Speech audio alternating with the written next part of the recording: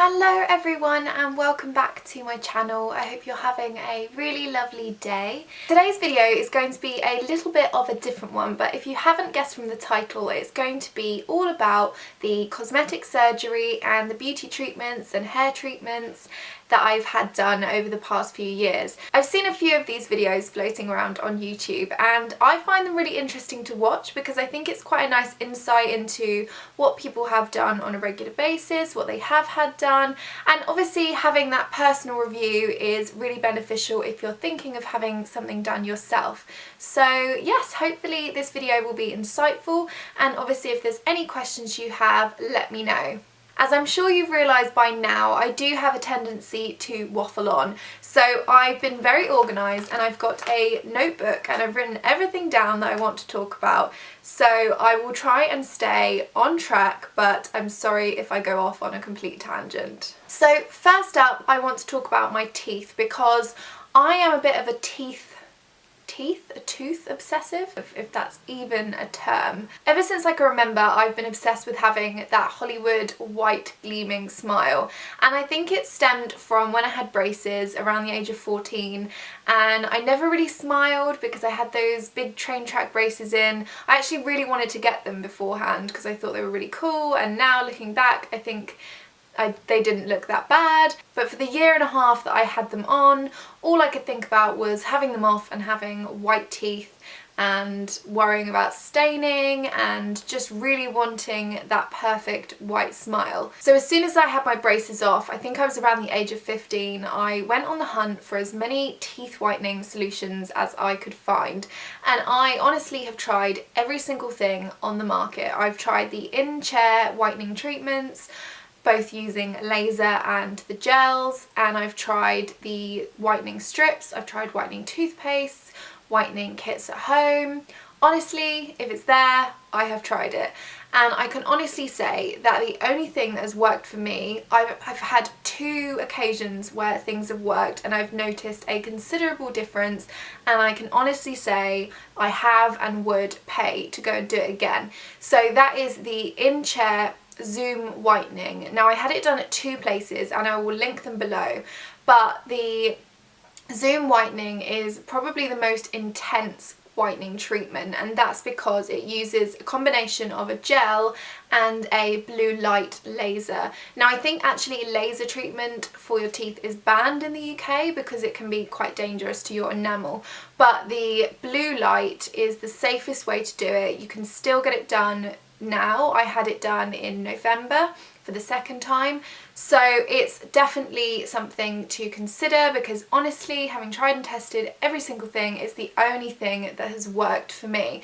So the Zoom whitening is a combination of a gel treatment that is put on your teeth, and then you have this blue light on your teeth for 15-minute intervals, and I think that happens 4 times. The most recent time I had it done was in London at SW1 Dental, but I'll link everything below, and they were really friendly and lovely and I had amazing results. But the best bit for me was I hate the dentist, and as much as I have an obsession with having white teeth, having to go to the dentist and sit in that horrible chair and have your mouth examined, and it just is the kind of thing that nightmares are made of. So the SW1 Dental has these special goggles that you wear while you have your treatment done, and you can actually watch a film while you're having your treatment done. So I think I watched Love Actually, or no, actually I watched The Holiday because it was near to Christmas time, and it just takes your mind off things. It's a really pleasant experience rather than something you have to worry about.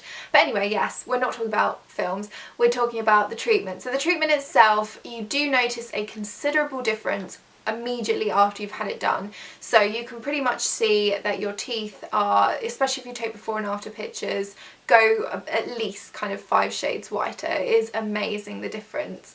But you do then have a mouth tray, which you have gel inserts as well, so you wear those for 2 weeks after your treatment every night, or I think actually no, you wear them for 30 minutes a day.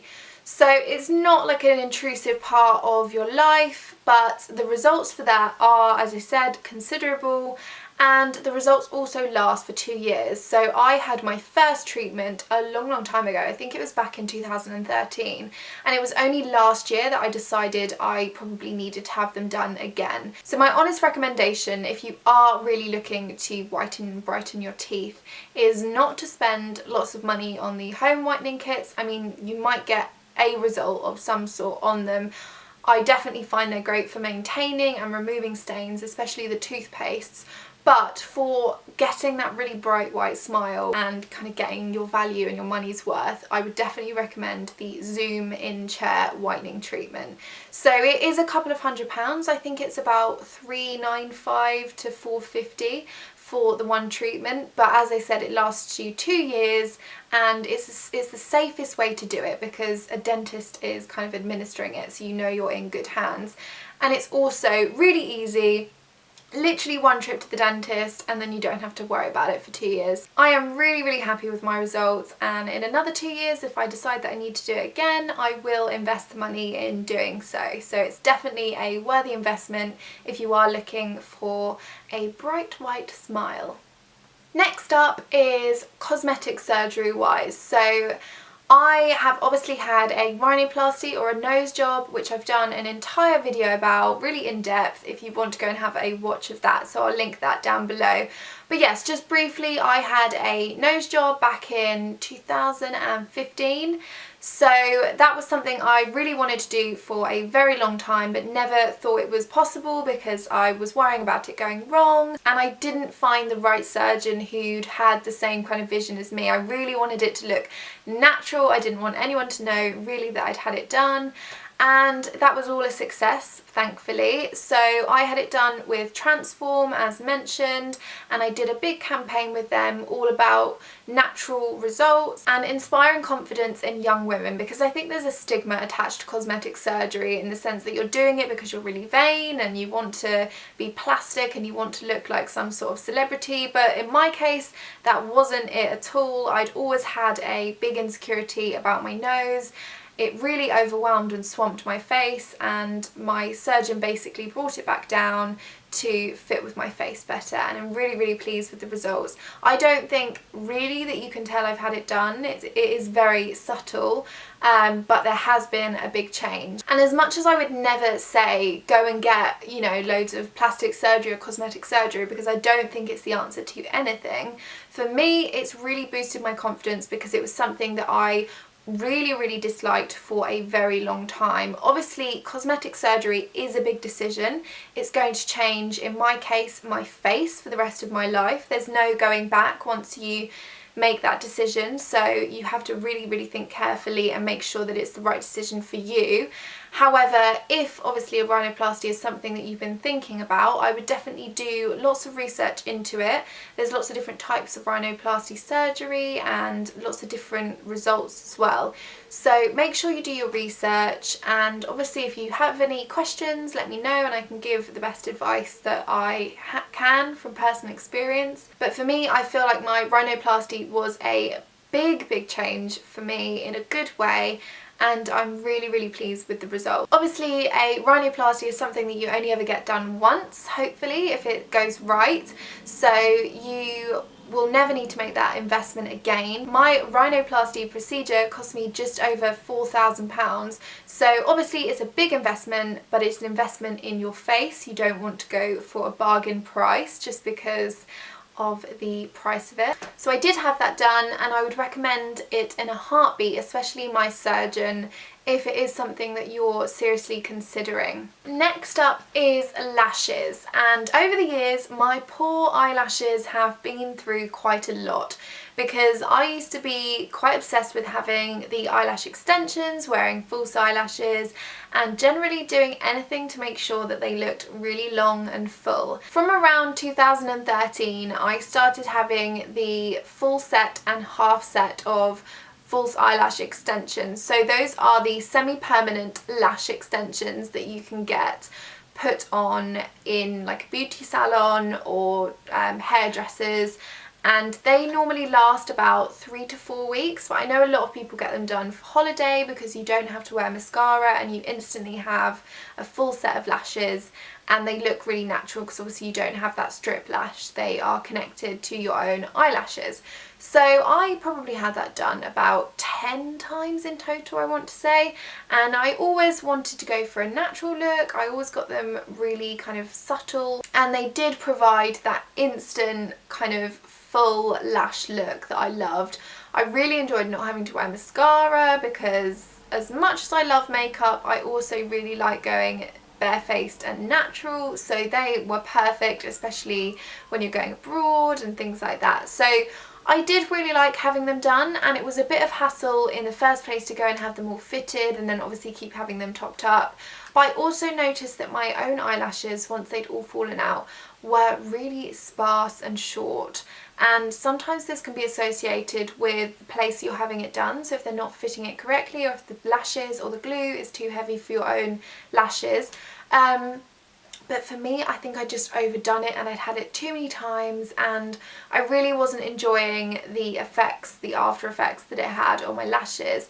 And while I'd never really had long lashes beforehand, they were even shorter and stubbier. And I remember one time I had like 3 eyelashes left on the end of my lash line, and I was just thinking, where are they going to put the eyelashes? I've literally got none left. So I went on a massive eyelash detox and stopped having them for about 6 months, and then kind of thought, oh well, they're looking a bit better now. I really want to go and have them done again, and I went to a place near me that do HD brows, and they also do lash extensions, but they also did something called LVL lashes, which I'd never heard of.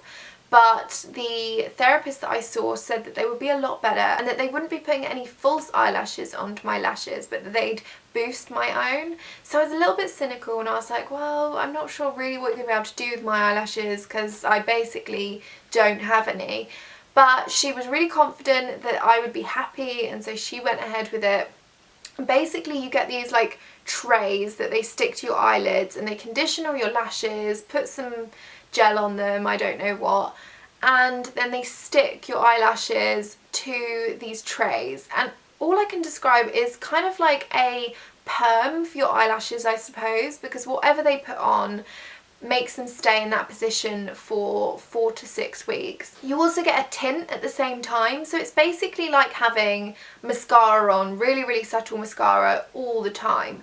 And I actually really liked the final result. It wasn't the false eyelash look that I was used to, but it was a really nice in-between.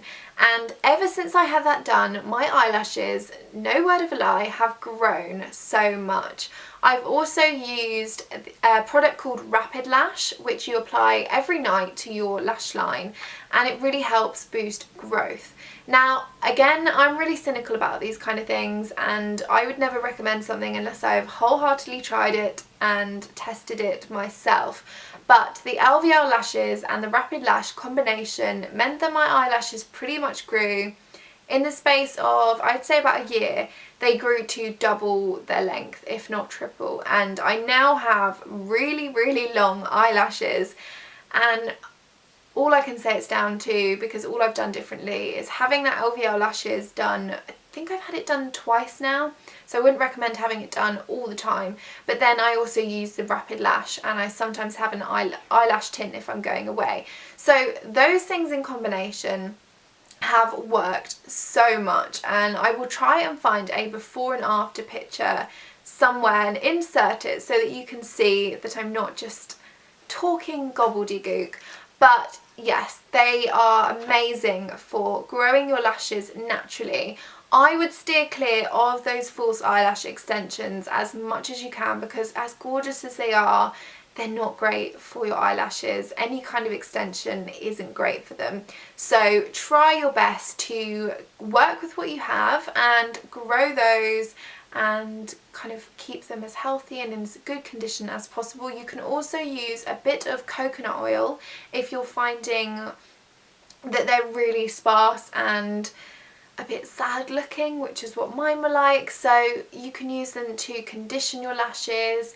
Try your best also to use a really gentle eye makeup remover, because I found some in the past that have really been quite harsh and they've taken lots of my lashes with them when I've been removing mascara. At the moment I use the Simple Kind to Eyes eye makeup remover. I think that's what it's called. I literally have about 4 bottles on the go of that because it's amazing, and literally all you need is one cotton pad and that product on the cotton pad. You just swipe it and literally in less than 3 swipes all of your eye makeup has come off. So it's incredible. It's really gentle, so it's not going to pull out your eyelashes, it's not going to cause any irritation. That is the stuff that you want. Yes, I've waffled on for way too long about that, but I will link everything below just in case you fancy having a little look and having a research for yourself. But that's definitely what I'd recommend if you're looking to improve the condition and grow your eyelashes. So much like the teeth whitening situation, as long as I can remember, I've also been obsessed with having really, really long blonde Rapunzel hair.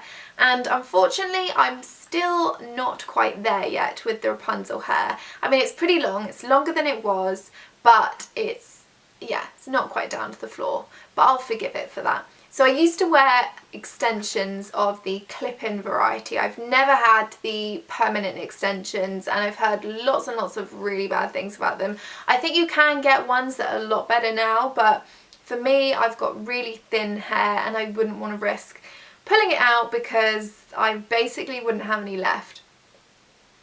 So for me, I have been having highlights in my hair from the age of 10, which is very, very young to start having highlights, but my mum got married when I was 11 and I was the bridesmaid, and so as a little treat I had my hair highlighted, and ever since then I have loved having the blonde highlights put in my hair, and steadily over the years they have just increased, and now I have a full head of highlights every 3 months. I think every 3 months is actually quite spaced out. I think most people get it done every 6 to 12 weeks to make sure that you don't get those roots coming through. As you can see from Exhibit A, I do have roots and I'm not really that bothered about them. I think my natural hair colour is like a dark blonde, light brown, so it's not drastic.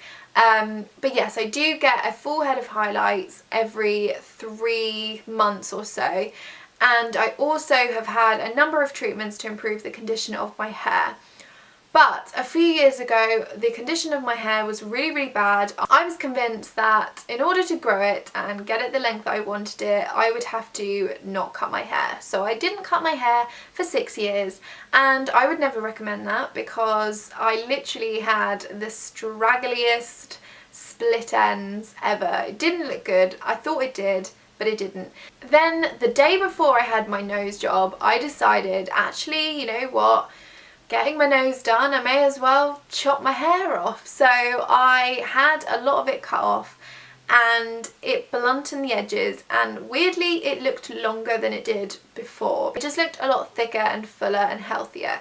So if you are thinking about not cutting your hair, please don't do it. It doesn't help at all. It's actually quite detrimental to the process. Instead, I now get my hair cut every time I have my highlights done, so every 3 months, and I just get a little bit of a trim to tidy up the ends and make sure that everything looks really neat. To coincide with that, I've also had the Olaplex treatment, which I'm not sure of the exact science behind it, but I think it mends the inside of your hair, so you don't necessarily see a drastic difference appearance wise, but the hair itself is a lot softer, it's a lot easier to manage and a lot healthier from the inside. A lot of people choose to have it done when they have their highlights so that the bleach doesn't split and damage your hair as much. So that's definitely something that I want to do alongside my highlights. The hairdresser I have at the moment, who I've been going to since I was 10, she doesn't do the Olaplex yet, but hopefully maybe that's something she'll introduce,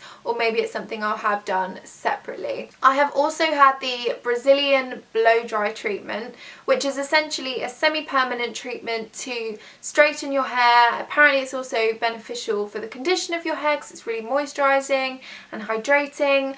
I honestly didn't find it was that great in terms of helping my hair with anything. You have to wait, I think it's like 24 hours or 48 hours actually before you can wash your hair after you've had the treatment done. And for me that was quite a commitment when I didn't really find it was that great for my hair. I think it's really good if you are looking to have your hair done for a special occasion and you want it to be really shiny and in its best condition, but apart from that I wouldn't really recommend spending that money, because as much as it was great for the first kind of week or so, I didn't see any noticeable long-term differences like I have with the Olaplex treatment. In terms of the other little things that girls get done, I obviously have my nails done, shellac or gel manicure every 4 weeks.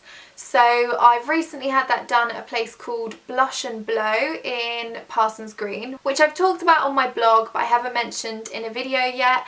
They are essentially a one-stop shop for all beauty treatments, and I went in and had a blow dry and my nails done all in one session. So I had 2 people working on me at once. I literally felt like Kim Kardashian, and you walk out feeling like a new woman because everything's been done. There's no waiting around for you to then move on to the next treatment. It's all done in one go, and so you can pretty much get it done in your lunch break, which is a really, really good idea. The salon is beautiful. You might have seen me tweet about it. It's really friendly, really lovely, and just quick and easy. So I would recommend them in a heartbeat if you're London local and looking to get a few things done but are time short. Tan wise, I don't do anything. I don't really fake tan, to be honest, apart from using sometimes a little bit of gradual tanner or dry oil. I've been loving the Bondi Sands dry tanning oil recently, and there's also one from the Body Shop that I really love. But yes, I don't really do anything tanning wise. Like I don't go and get spray tans, or I don't have sunbeds or anything like that. So that's something I can't really help with. So there we have it. There's all of my beauty treatments / cosmetic surgery treatments that I've had done so far or continue to have done on a regular basis. Hopefully it's been an interesting insight into everything that I get done, and maybe it's inspired a few of you guys to ask some questions or do a little bit of research for yourselves on some of the things. I think every girl is beautiful without all these treatments, but obviously it is nice to pamper yourself from time to time, and if you've got a big event coming up then it's nice to have your nails done and your toes done and your brows done, etc. Thank you ever so much for watching, and I hope to see you next time.